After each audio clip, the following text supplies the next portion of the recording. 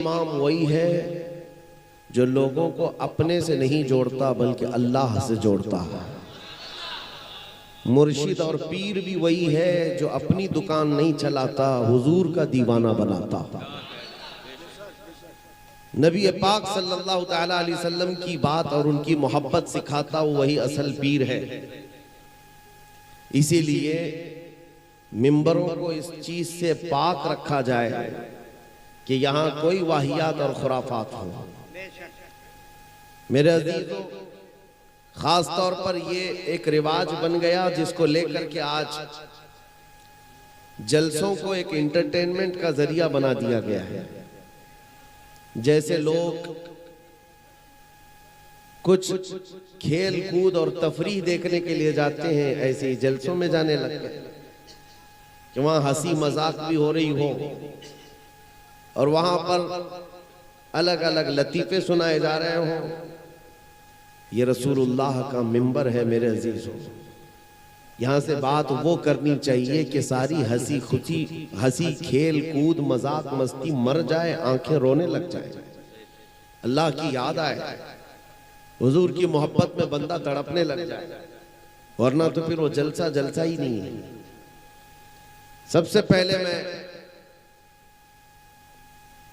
नात खान साहब को ये अर्ज करूंगा, बच्चे हैं, छोटे हैं, नाम भी आपका वासिफ है और वासिफ का मतलब ही होता है तारीफ करने वाला।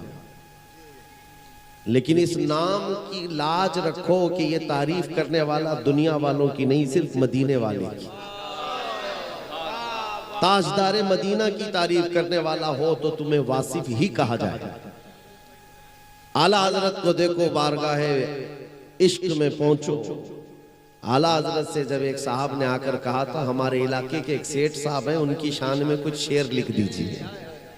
आला हजरत ने जलाल में क्या कहा, करो मद है अहले दुवल रजा, पड़े इस बला में मेरी बला, मैं गदा हूं अपने करीम का, मेरा दीन पारैना नहीं। पारैनान का मतलब होता है रोटी का टुकड़ा। रोटी कमाने के लिए मेरा दीन नहीं है, उसकी तारीफ करूंगा पैसे मिलेंगे, इसकी तारीफ करूंगा कुछ नजराने मिलेंगे, ये दीन नहीं है। आला हजरत कहते हैं मैं गदा हूं अपने करीम का, और जिसके दर का खाते हैं उसी के दर की गीत गाते हैं। मैं अपनी तारीफ कतान पसंद नहीं करता, स्टेजों के भी हमारी शान में न कोई नज्म या अशार ये इतने लंबे चौड़े कुलाबे से बेहतर है कि उतनी देर हुजूर की तारीफ हो जाए। नबी पाक सल्लल्लाहु तआला अलैहि वसल्लम की तारीफ में हर लफ्ज पर आपको सवाब है, हर पर आपको सवाब है। और होता यह है कि कुरान कहता है वशुअराउ यत्तबिउहुमुल गावून, बहुत सारे शायर जो है वो एक बड़ी खाई में गिरने वाले लोग हैं।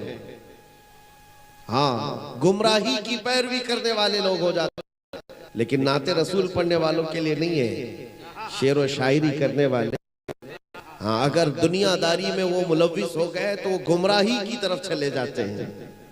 मैं इस्लाहन ये बात अर्ज कर रहा हूं कि कभी कभार किसी की तारीफ करते करते शायर फिसल जाता है और क्या कहता है उसे अंदाजा नहीं होता। वो सिर्फ लोगों की वाह बटोरने के लिए या महफिल को गर्म करने के लिए कुछ हॉट वर्ड्स इस्तेमाल करता है बहुत, जिससे लोगों में जोश आए, लेकिन उसे यह अंदाजा नहीं होता कि इससे मेरे ईमान का क्या होने जाने वाला है। उन्होंने शेर में ये कहा, इस्लाम के सलीब है सलमान। सलीब क्रिश्चियन लोग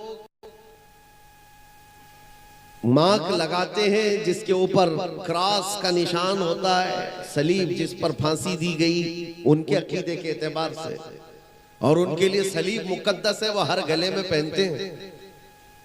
पेशानियों पर भी क्रॉस का निशान हो जाता है, या फिर चर्चों पर भी सलीब तो एक निशानी बन गई है ईसाई मजहब की। तो इस्लाम और सलीब एक दो अपोजिट चीजें हैं। कहां से आप किस चीज को जोड़ रहे हो? इस्लाम में सलीब आया ही कहां?